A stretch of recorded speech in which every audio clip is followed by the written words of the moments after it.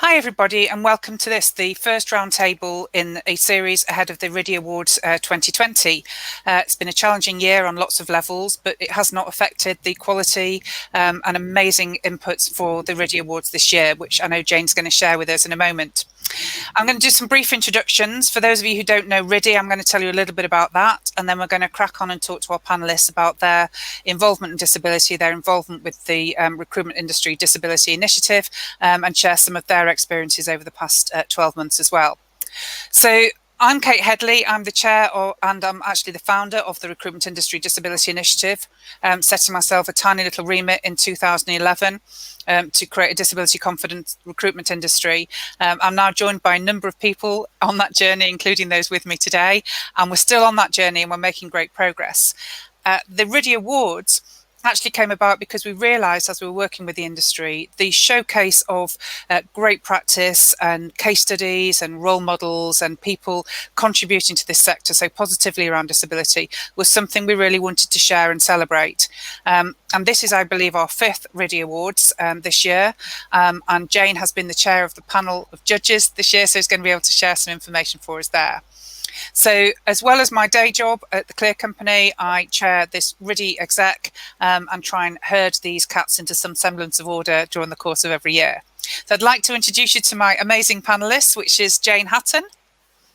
Jane, if you'd like to introduce yourself. Hi, yes. So I'm Jane Hatton and I'm founder and CEO of Even Break, which is a social enterprise. It's a job board for disabled candidates run by and for disabled people. So I am a person with lived experience of disability, and all our staff are, and we work with a whole range of clients on helping them to attract amazing disabled talent.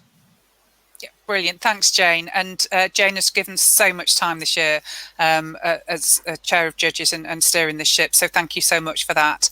And Paul, another member of our exec. Thank you, Kate. Yeah, hello everybody. My name is Paul Deemer. I'm the head of diversity and inclusion at NHS Employers. So NHS Employers is an employers association, and we represent the 500 or so NHS organisations across England. Thanks, Paul. And Mark? Hi, I'm Mark Lomas. I'm head of equality, diversity and inclusion at HS2.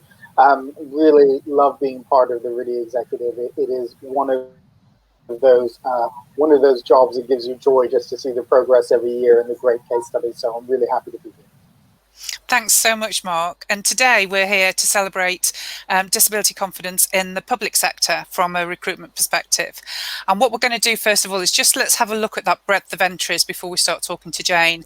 And I know everybody working in the awards sector will say this year was the most amazing year. We got so many entries, absolutely outweighed our expectations.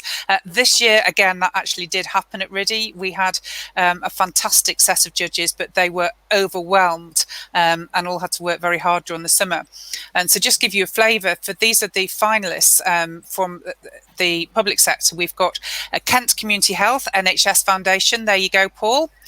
We've got Enable from part of Shropshire Council. We've got Essex County Council working in partnership with Capita Resourcing. We've got some of the civil service talent schemes on there as well within civil service HR. We've got the Disability Staff Network from the University Hospitals of Morecambe Bay, and the Government Recruitment Service, and last but not least, we've also got entries from Network Rail. So the breadth you can see, even within the public sector alone, is immense and really, really rewarding for us as the executive and judges. So Jane, this year, of course, has been an unprecedented one on so many levels, and the impact on recruitment and employment and people's lives and coping strategies has been immense. So I want to shine a light on some of these best practice examples and give that positivity of hope going forward for organisations and people who are going to share the joy of the RIDI Awards.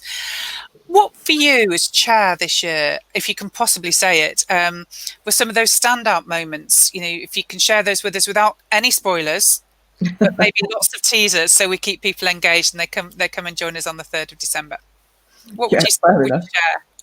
I think I've been sort of with RIDI Awards since the start. So originally as an entrant, and then as a judge, and then this year as chair of judges. And I have to say, it's always a very humbling experience. And this year, more than ever, because I think we were all fed up and lots of doom and gloom and, you know, really lots of bad news stories, dreaded looking at the news on the television. But actually looking at the awards, the entries in the for this awards was just so uplifting, and so, you know, reminded me of all the good stuff that is going on that sometimes we can forget about and take for granted. And I think it's true, as you said, Kate, really, it has changed over the years, not just in terms of more entries and more sectors and better entries, but also the tone of things have changed. So I think, you know, some years ago, it was much more about these are the things we're doing. And now it's much more about impact. It's about this is what's happening. These are what the results are. There wasn't so much of that a few years ago. And also, I've noticed that it's much more now about talent and the business benefit for the organisations rather than about, oh, poor disabled people, it's a shame, we ought to give them a chance. So we're moving the conversation on to this being about talent. And this year, the entrance really from the public sector was really interesting because it was a mix of some specialist programs which were particularly aimed at disabled people or even particular disabled people. So, for example, like you know, autism, for example, came up quite a lot. But also there were, you know, lots of mainstream entries as well about what organisations were doing across the whole organisation. And a lot of things that would again have been unheard of a few years ago have become quite commonplace now in entries. So things like having a disability or health or well-being passport is quite common now within organisations. It was quite rare a few years ago. Things like flexible working is now becoming, I mean, particularly during COVID with people working remotely and flexibly, but it's even before then, it was becoming much more commonplace for people to be working flexible hours and in different ways. And under Disability Confident, the guaranteed interview scheme is being used quite commonly amongst organisations. So there's a lot of good practice that before would have been quite rare that's now really quite common. So some of the high points for me was that there's a much broader understanding now of disability. So it's not just about, you know, people who use wheelchairs or people who are blind. There was quite a lot of emphasis this year on, for example, autism. So within the civil service talent team, they did supported internships specifically for young autistic people. And Essex County Council did an amazing scheme for interns with autism. And it was really good to see some of that practice around, you know, that broader understanding of disability. Training came up a lot, of course, which it always does, but some of it was quite interesting. So Essex County Council, for example, offer training in clean language to their managers, which was interesting to hear about. And at the Morecambe Bay NHS Foundation, they had everybody that's involved in recruitment was given training on this subject.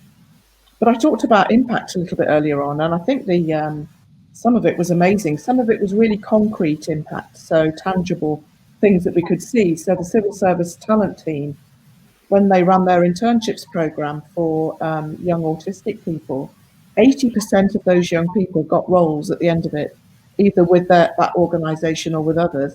And when you compare that with, you know, only 16% of autistic people in the country have paid jobs, that's an incredible achievement. So those sorts of tangible things.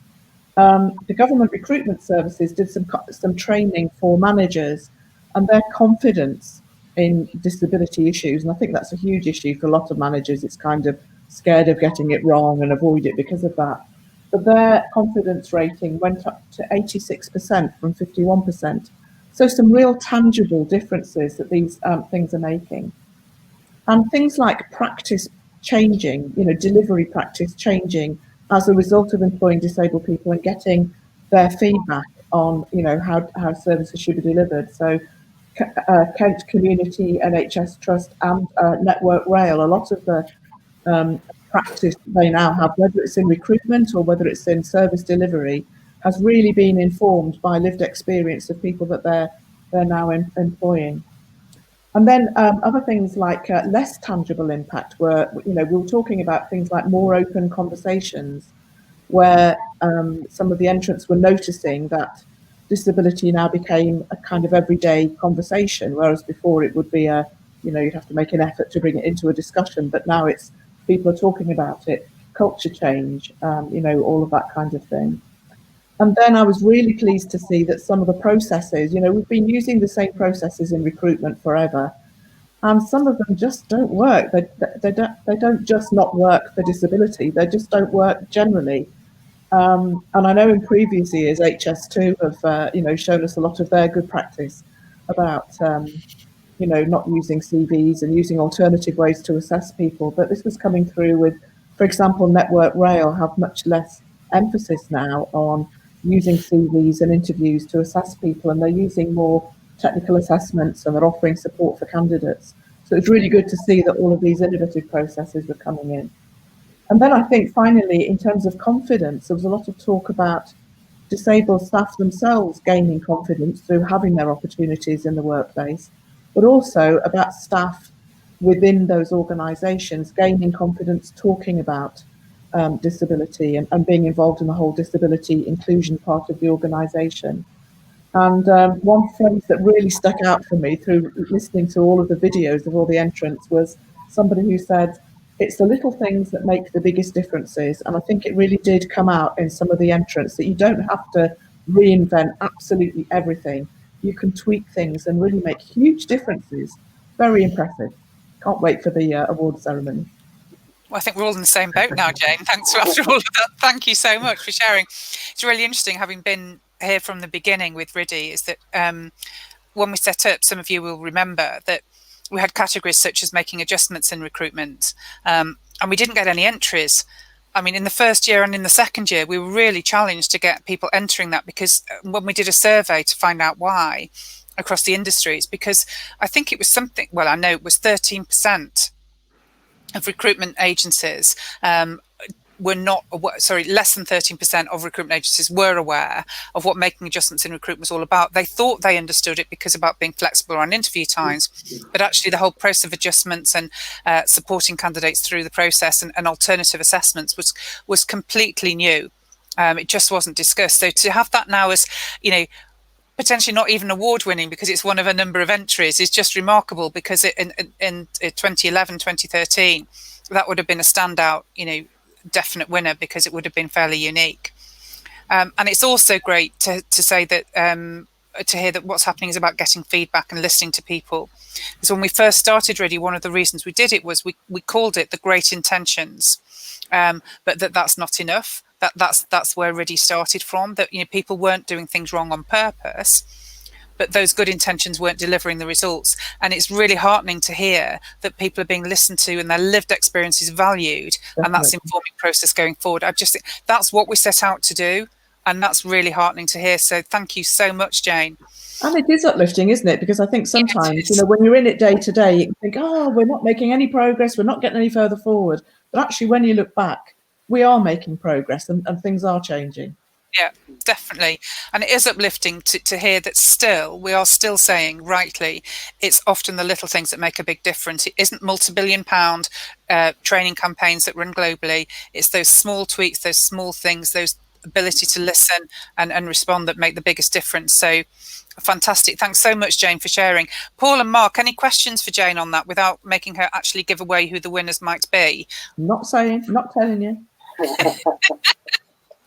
I just think it's wonderful to hear. I mean, one of the things that you always want when you have award entries is you really want to see the impact that the practices are having. And I think that's one of the reasons that I really enjoy working with RIDI and the awards entries is you really get to see not only the organizational impact, but the personal impact of making those small changes that deliver employment for people, which can be life-changing in terms of opening up opportunities for them. And like I think you said, in a year that has been so challenging, it is lovely to have some really good news stories, to see some wonderful news for people. So yeah, I'm really looking forward to finding out who the winners are. I know even if I try to twist Jane's arm about it, she's not going to tell me before the night. I'd have to kill you. Paul, any questions from Jane before we move on to, because we want to talk to you a little bit about what's happening within, obviously particularly within the NHS, but anything from Jane before we do that? Yeah, no questions, but just to endorse that, really, what Mark was saying, and just to say, when we were judging as well, it was nice to see applications in different formats. So you mentioned the videos.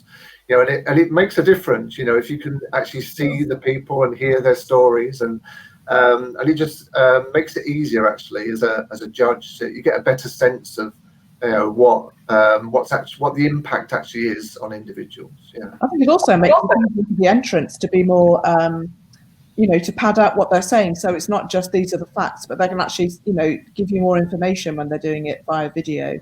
yeah. I think the other things I love about being part of RIDI is that it's not just about celebrating good practice, it's about sharing it. Yeah. And what we were saying as judges on all of, you know, there were 3 different panels, and what we were saying was, this would make a great case study. This would be great for people to learn from. Oh, that's a great piece of practice. We need to be telling everybody about that. So it's not just celebrating, it's raising everybody's game by saying you can do this in your organisation. Well, I mean, that's definitely the way forward as well, isn't it? Because you know, people viewing this today can now know that we have videoed all of the entries, we've videoed, interviewed everybody in the right format for them.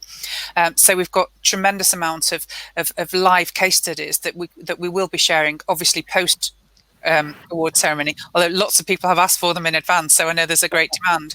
So we will be sharing that learning. We'll be hosting roundtables throughout the course of next year, so those cases will be available, and that effort and achievement that people have put in, we can definitely share. I mean, Paul, moving on to the NHS, I mean, first of all, you know, with the job that you've got, which is huge, and the pressures on it, you know, thank you again for being a member of the RIDI exec. It's really valued by us all. And I know that this year as well, we've had a really tremendous level of engagement from NHS employers and from the trusts around the country, and a number of entries across different categories. But in your role kind of at the hub of NHS employers, you see lots of different initiatives and programmes and things happening at that local level in this year of phenomenal challenge, particularly for our incredibly valued NHS colleagues. Are there any standout moments for you from a disability perspective that you can share with the audience today? Yeah, there's probably too many for the probably 15 or 20 minutes that we've got. But no, definitely. I mean, you know, I think, you know, this is where, as you say, with RIDI, I think the fantastic thing is that you've raised the bar. Actually, listening to Jane, I was thinking, you know, you've really raised the bar in terms of, you know, what people are aspiring to. And actually, that's what we try and do within the NHS, because, as you know, we're the 5th largest employer in the world. You know, 1.5 million staff we employ, one way or another, collectively. And I always say that's a huge responsibility, and it's our responsibility, I think, to set the standard as well. And I like to think that we're doing that in respect of this particular area around disability as well. And it's nice to see in that list that you read out at the beginning, Kate, that you've got 2 ends of the spectrum really in terms of the NHS. So you've got the Kent Community Health Trust, which is a relatively small trust, but which really reflects, you know, where the NHS is going and where healthcare is going in terms of community-based medicine and community-based nursing. And then at the other end of the spectrum, you've got Morecambe Bay Hospital, where I've had the pleasure to go to. It's a beautiful part of the country. It's a fantastic trust. I mean, it's a classic, if you like, general hospital that is the foundation really of the NHS and where it started. But they've both got really good stories to tell. But particularly Morecambe Bay, I was really pleased to see Morecambe Bay there. They've been on a journey for about 5 years actually. And it's a great journey because it's a classic one in a way, in the sense that it's a journey that's very much been led by the senior leaders within the organisation. But they haven't taken a top-down approach. So they're leading it from the bottom, but it's very much being fed up from the bottom. Sorry, they're leading from the top, but it's very much being fed up from the bottom. And the Disability Staff Network there is a classic example of that. And they've made so many changes to the culture and just the general sort of atmosphere, if you like, within the hospital. Done some fantastic work. So it's really good to see them. There have been a number of other entries, as you know, and it's great to see the NHS showing an interest in awards like this. As I say, I think it is our responsibility to try and share good practice. Across the NHS generally, we've within the last couple of years, we've introduced the Workforce Disability Equality Standard, which again is our attempt to try and do some of that measurement that Jane was talking about. So it's a metric, a number of metrics that we ask people to use, and where we asked organisations to compare the experiences of disabled and non-disabled staff in terms of their experience in the workplace. And that's coming into its second or third year now. We're just in the throes of putting together the second report, actually, on the Workforce Disability Equality Standard. So that's something I would encourage people to have a look at, and you can find information on the NHS Employers website.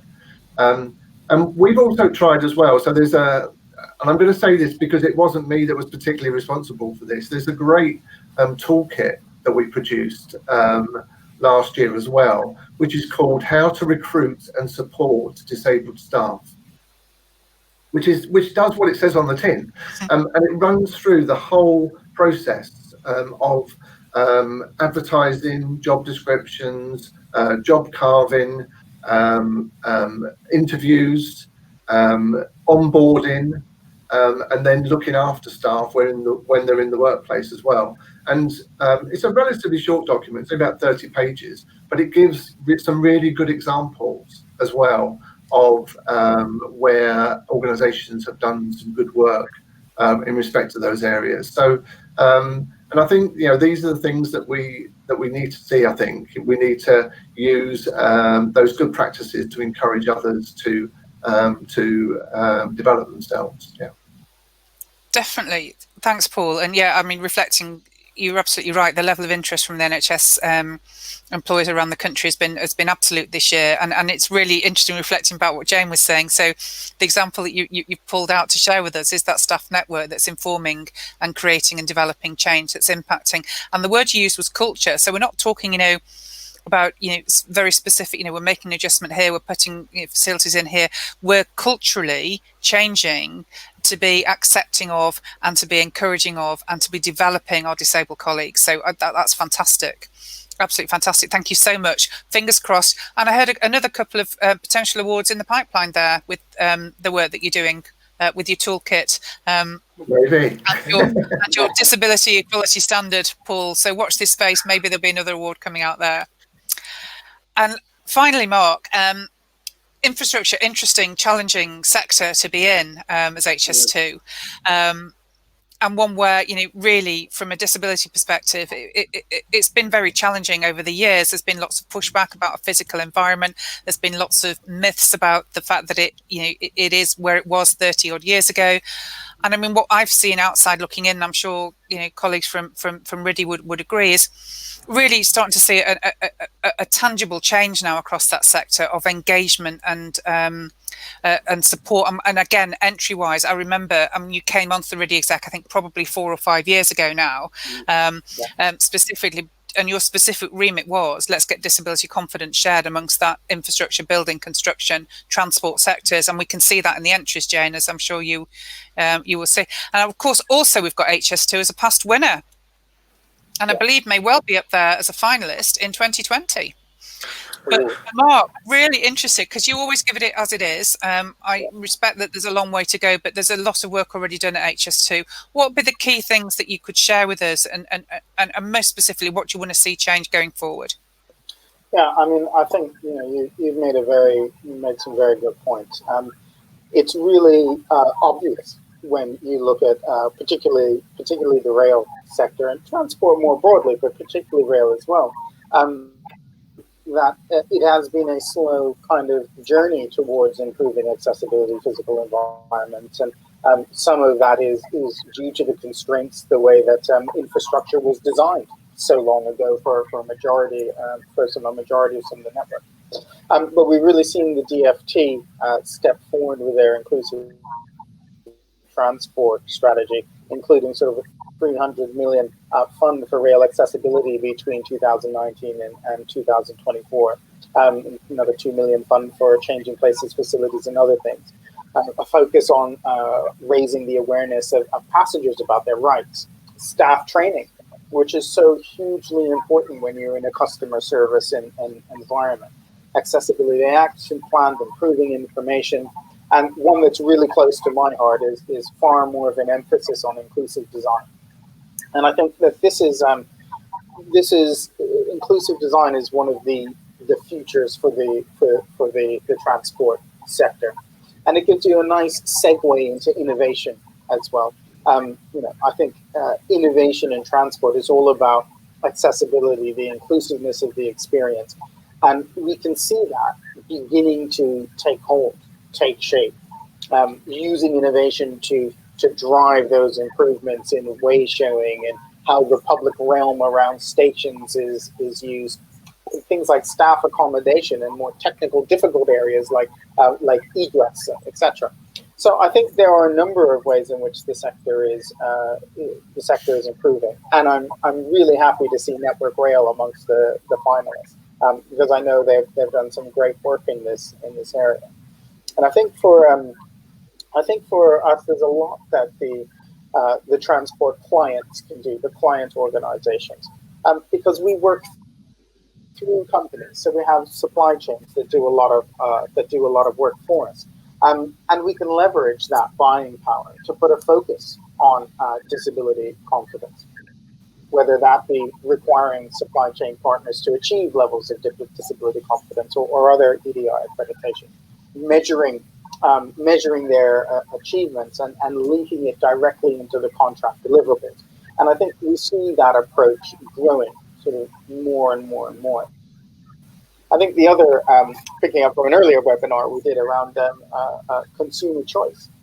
This is an area that transport, rail, etc., is really getting to grips with, because that customer experience really comes to the fore when people have a choice of services, and it's incumbent on all of those who are building new infrastructure or adapting stuff they have already.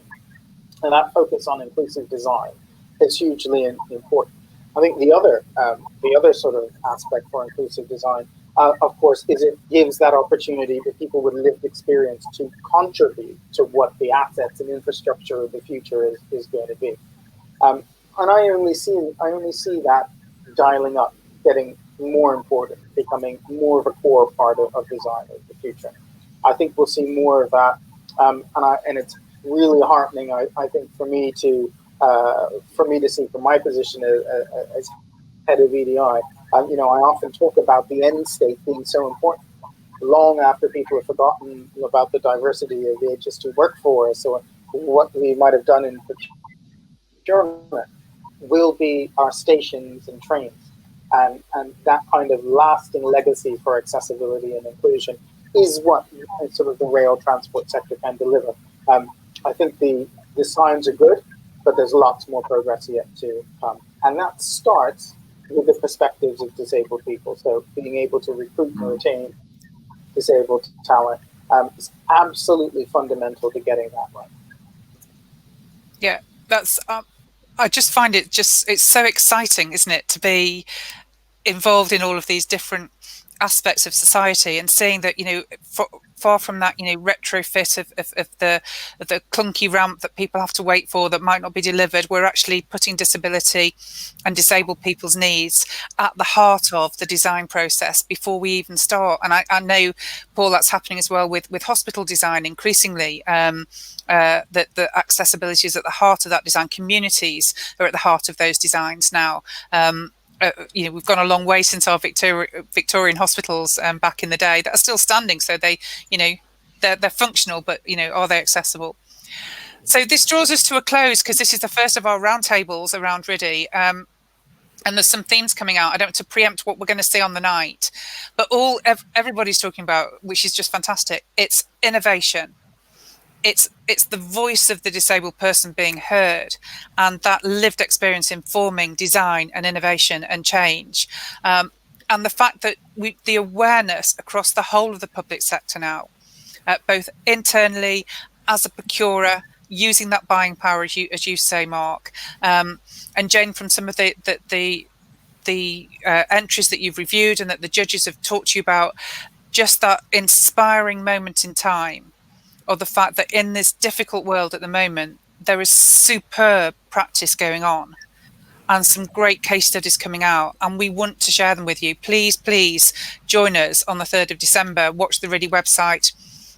Listen to these recordings. We've got another roundtable coming out next week, I believe, and stick with us because there's some really exciting times ahead. But that, to me, looking back to 2011, when we're practically dragging people off the street to be involved in RIDI, this is phenomenal, and I'm looking forward to next year very much. Thank you all so much. Thank you. And bye. Thank you.